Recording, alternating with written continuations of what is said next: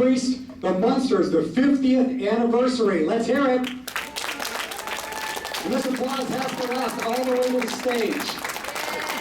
Once again, keep it going.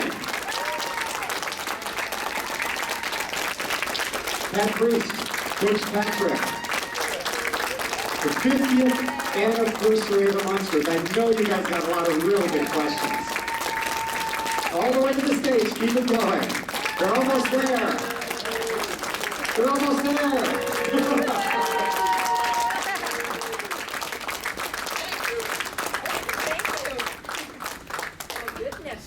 Yeah. I won't pull it out, I swear. Have a seat. I was going to sit here. I enjoyed all that. Yeah.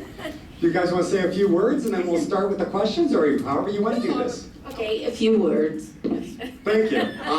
Funny. And the comedy stylings of Pat Priest. Anyway, yes, well, first of all, thank you all. Welcome to Steel City Con. I'm sure you're all going to have a great time, and it is the 50th anniversary of the Munsters. It's September 24th physically, and Pat and I always enjoy coming out and seeing the fans, and thank you for coming out to the Q&A here and kicking off the weekend. Pat?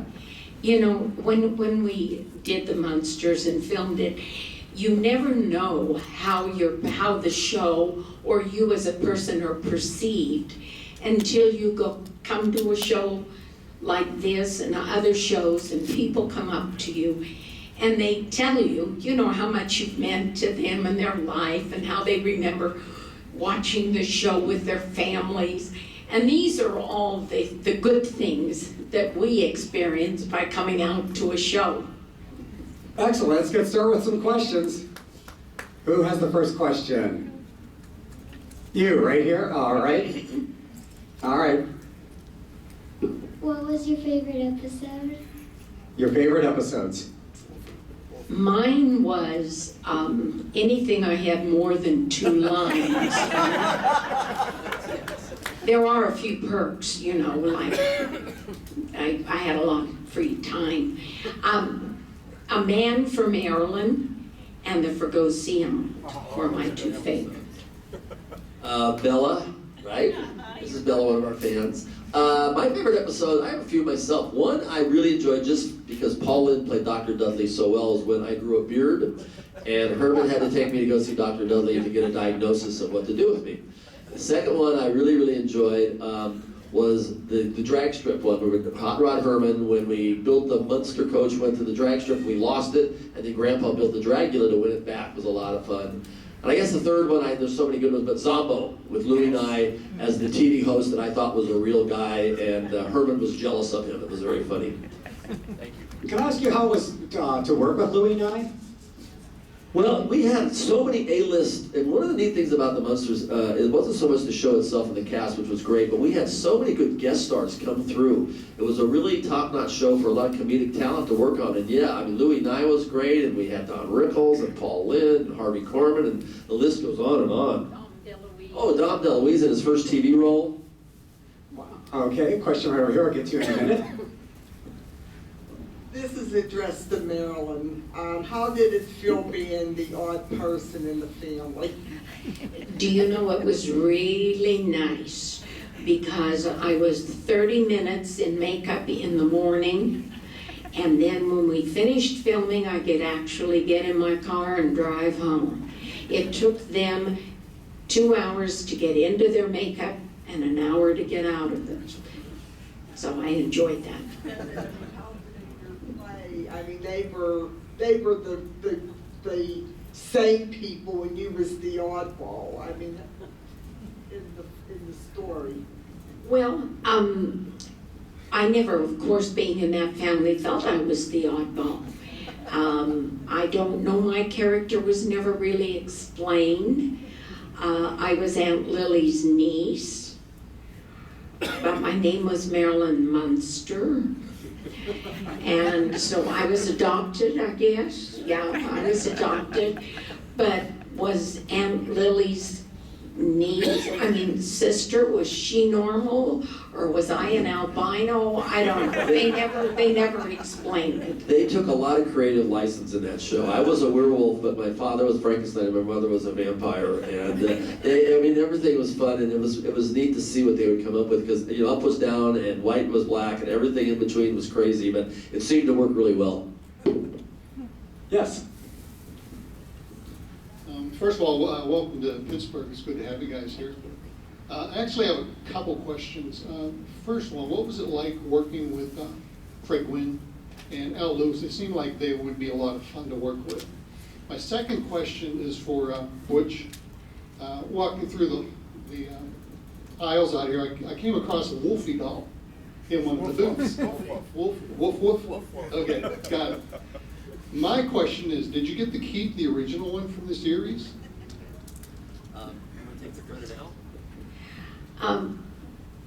Now, what was that question? Working Working with them. Fred and Al were my mentors, and especially Grandpa. And I used to have lunch with him every day we were filming, and they always were putting me on, or I never knew the truth about anything from them. Their age, whatever, they'd make up, and I believed everything they said at that time. But it was a great relationship working with them, and it was great even afterwards, up until Grandpa died. And I'm still friendly with his wife. As a kid, coming on the show, one of the neat things about it was a lot of kids in Hollywood, their parts really were more of a, you'd walk in, you'd set up a scene, then you'd walk away. But with Fred and Al, they found out that I could handle my lines, and they started writing scripts that featured a lot of father and son episodes, which I always enjoyed because Fred was very athletic. So they would write stuff about a golf course, or him going to the Dodgers and trying out, or playing basketball. But as people, I learned a lot of acting from Fred, but I learned a lot of life experiences from Al. Al was very hands-on and tossing the Frisbee and telling me never trust the producers. Where Fred would teach me techniques of acting, Al taught me techniques of life. Nice. Oh, and the Wolf Doll, yes, the Wolf Doll, excuse me. About 5 years after the show wrapped, I went out to do an Ironside at the same studio. We had a prop man named Eddie Keyes, who was in his 80s when he did the Munsters, and he was still alive, and must have been pushing 90, and he went out, and he spotted me, and he says, "Don't go anywhere, I have something you probably would like." And he pulled the Wolf Doll out of his prop box and gave it to me and said, "Here, hide this when you go out the gate so they don't see it." And that's how I acquired Wolf in about 1971. Excellent. Yes, your question. I have one, and my daughter would like to ask one as well. This one is for Pat. How was it for you to come in and fill in for a role when Beverly Owen left the show? I guess it was mid-season. You had to take on a role that someone else had already defined for you. And how was that like for you? And then I'll let Nora ask her question. Okay. I had when Beverly Owen was the first Marilyn, and she did the first 13 episodes, and then she wanted to leave. She wanted to go back to New York to get married, which she did. And so I'm not sure if her misfortune was my good fortune, or if she had good fortune. But she's been very happily married. But we have never met. I have never seen her. I came in on a Friday. I found out I tested on a Wednesday. Thursday I found out I'd gotten the part. Friday I signed the contract, started work on Monday, and she left on Friday. And to this day, 50 years, I've never even seen her. If she were here in the room, I wouldn't know who she was.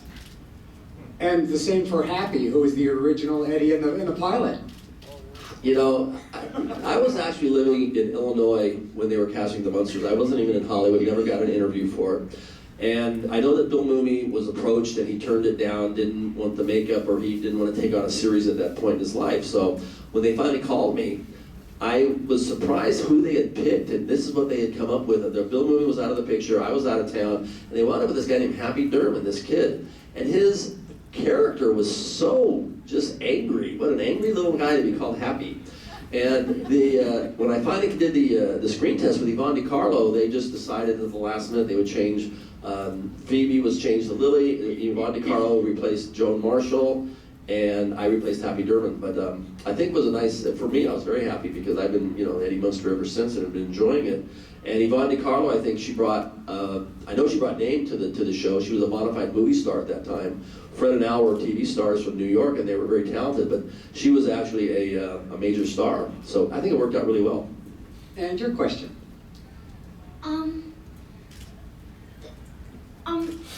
Did you, the guy who played Eddie, I barely know who he is, did you wear fake ears, or did you just put points on the top of your ears? Hello, Nora. Nora's a local actress. She just completed a movie. And yes, I had fake ears put on every day, and a fake hairpiece and fake eyebrows, but my teeth, my fangs were really my eye teeth sticking out. So I think that's why I got the part, because I had real fangs. Yes, more questions, please. Over here.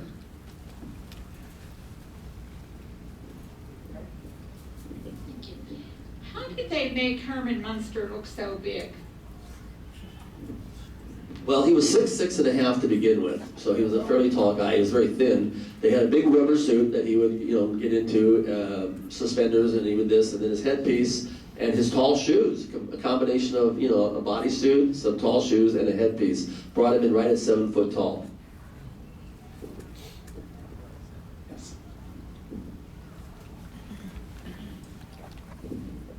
I watched you as a child, and now with my kids growing up, I'm watching the syndicated shows. I just wondered if you watched them with your kids, your grandkids, and if you ever still sit down and watch an episode and relive it a little bit. Yes, I mean, I've watched it with my children. I have seen some with my grandchildren.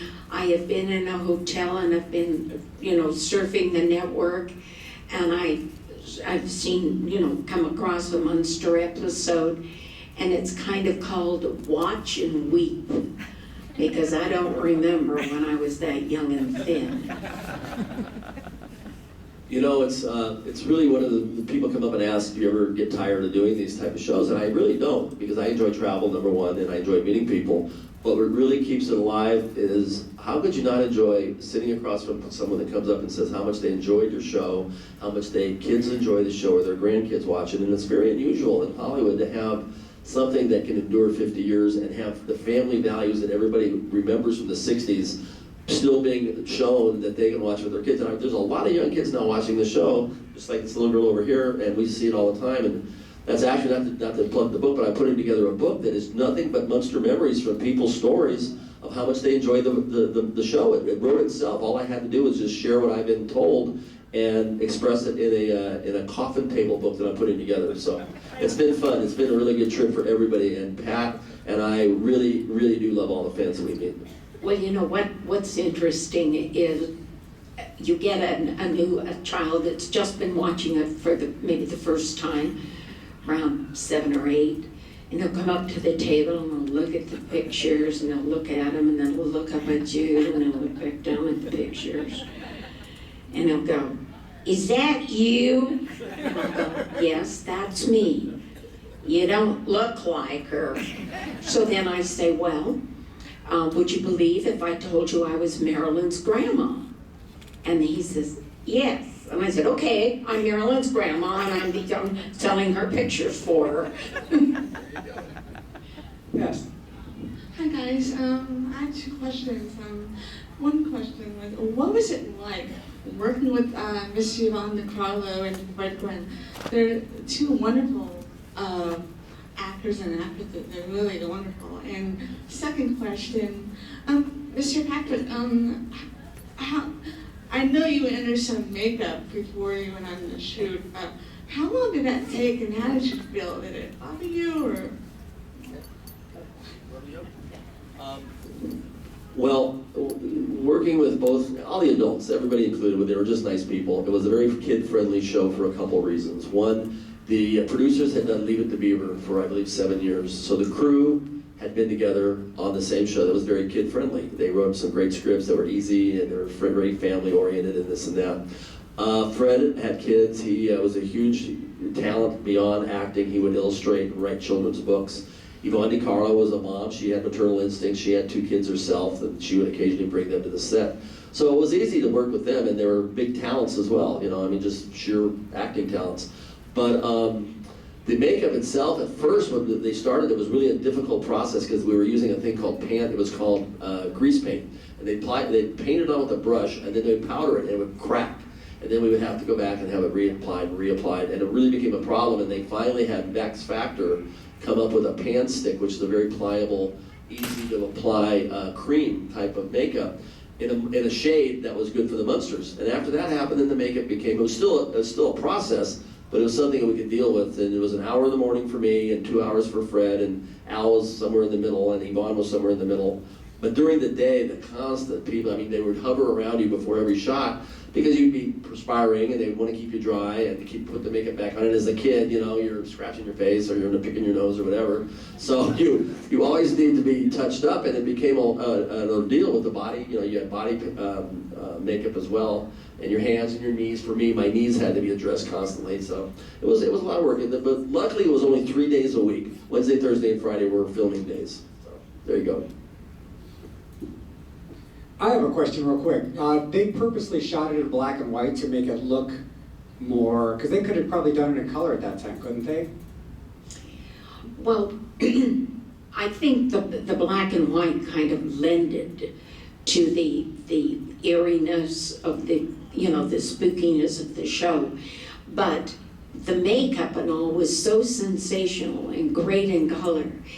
And my understanding was the reason we didn't go in color, they talked about going in color and CBS, we were on the CBS network and Universal owned the show.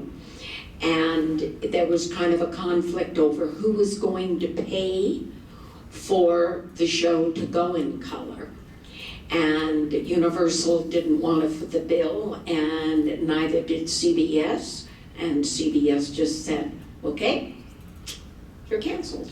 There was one other little factor involved too. The first 2 years, we were only on 2 years. The first year, networks didn't even broadcast in color. It was still black and white. And in '66, they were starting to broadcast in color. So when Batman came on, there was should we go to color to try to, to resurrect the ratings and compete? And I think that everybody, the combination of the cost, the ratings weren't too good. I think Fred and Al were ready to go home, to be honest with you. I think everybody just felt the timing was such that let's just let it go. And then what they did do is they made the movie, Munster Go Home, in color. And then I wasn't really aware of this until someone educated me, Kevin Burns, who's probably the most knowledgeable Munster person, and maybe Tony Greco. He said the Munsters movie was made to introduce the series to the rest of the world who had never seen it. That way they could sell syndication packages. To have a movie being premiered, and then they said, oh, there's a Munster family, and there's a TV show too, oh yippee, whereas we've been on the air 2 years here, and nobody knew about us abroad. So it was a strategic move on their part. Nice. More questions? Right here, then I'll get you. My question is for Butch. Were you a vampire or were you a werewolf? As the famous line in The Simpsons went from Apu, your father was a Frankenstein, your mother was a vampire. How in the hell did you ever become a werewolf? I was a werewolf, but there was no rhyme or reason to it. I guess it was because it was one of the monsters that hadn't been addressed. We had Uncle Gil was a creature, we had Herman was Frankenstein, my grandpa was Dracula, Yvonne was Vampira. So it just seemed that they needed a wolf boy, and I became, Uncle Lester was the wolf man, but I was the wolf boy. So there you go.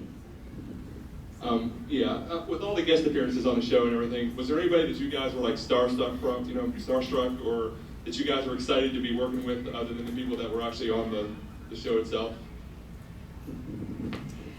I enjoyed working with Paul Lynde because I thought his humor, he was funny all the time, whether we were filming or not. He was just a very quick wit, and at that time he was very, very big. comic industry? From a kid's point of view, there was a guest star on the show once that I totally thought was cool, and his name was Peter Robbins. And he played Elmer, and there was an episode where Herman thought Marilyn was pregnant. They were going to have a little visitor. And the reason I was so impressed with Peter Robbins, he was the voice of Charlie Brown. And during the Charlie Brown specials, and I just thought that was the coolest thing since sliced bread. So I was starstruck by another kid. Nice. More?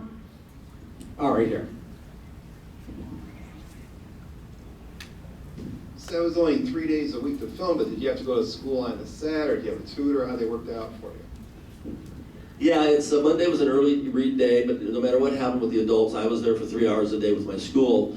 But for the filming days, I would only had to work 8 hours, and I'd go home. Where on Friday night, most of the adults were there till midnight, covering up whatever had to be shot, because they never went into a Monday shoot. They always worked late on Friday night. But it was a pretty efficient show. I mean, they always knew what they were doing. They moved pretty quickly, considering the makeup and the old film crab dollies and this and that. So if you ever look at what I enjoy looking at the show now, in hindsight, when I look back at it, is the quality of the sets and the lighting and all the technical aspects of the show were just top notch.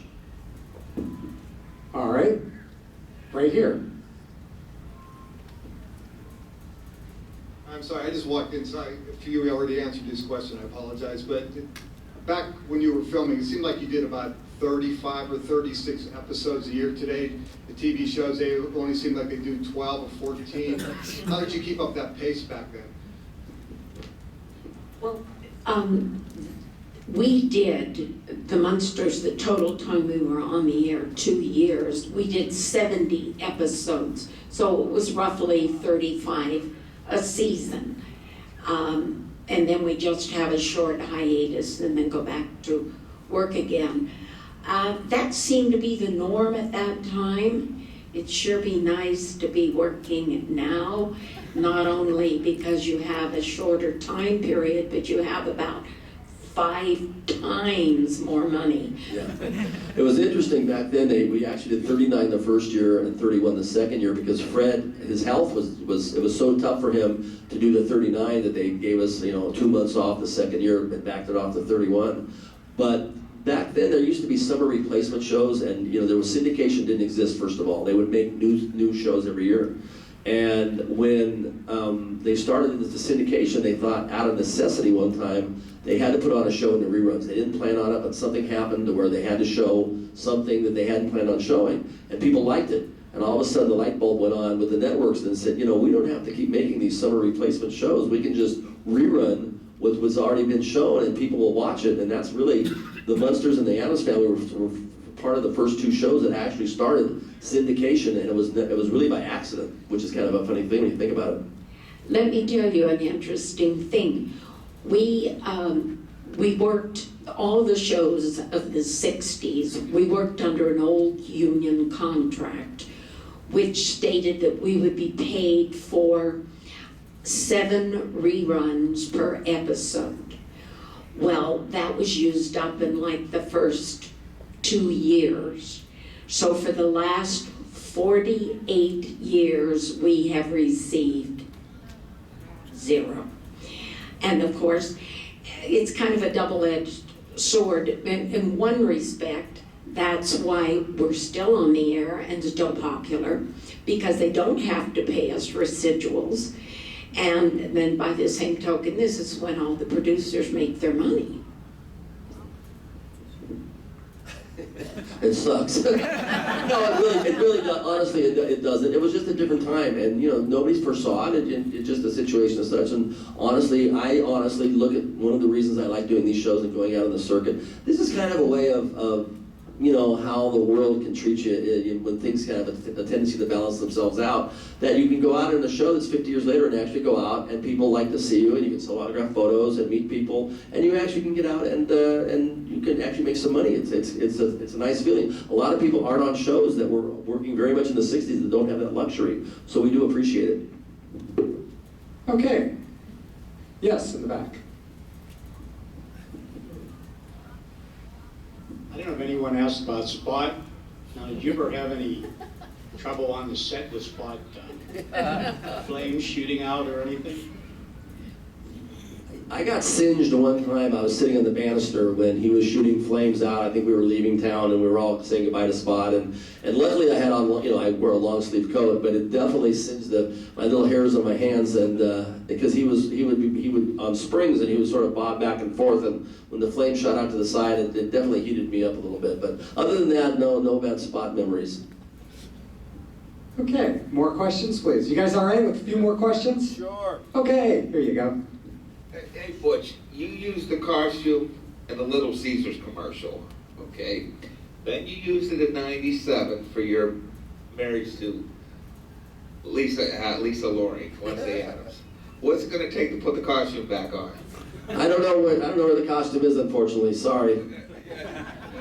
Yes, you do. It's By the way, this is Mr. Tony Greco, the world's largest Munster collector, whose Dracula is out on display with us. And Tony's a dear friend, and he happens to own that suit from the Little Caesars commercials. That's why he's busting my chops. Oh, another thing I want to tell you about Tony. He's selling some of his memorabilia or collection. He's just down from us by the Dracula. And also, if you have any Munster memorabilia and you'd like an evaluation and an appraisal on it, free, Tony's the man. He will tell you what it's worth. Nice. Now I have a quick question about Eddie and the Monsters, the single you put out. Did you guys ever perform live or was it just a studio thing? You know, it's funny, it was a studio thing. We wanted to make rock videos, and we were the first unsigned act ever to be on MTV, which is, kind of an honor because it helped a lot of other unsigned acts get some exposure. It's funny though, we never performed. I actually like to say I was the original Munster Manili because I was actually lip singing, but I wrote the lyrics, fake the bass, fake singing. But the neat part about that is people come up to me to this day and say, "Oh, we saw you in Wilkes-Barre, you were great. Or we saw you open for this, you were great." I don't even correct him anymore. I just say thank you very much. If people really want to believe it, let them believe it. Excellent. A few more questions? Yes, sure.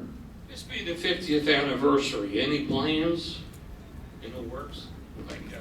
Try to make it to the 55th.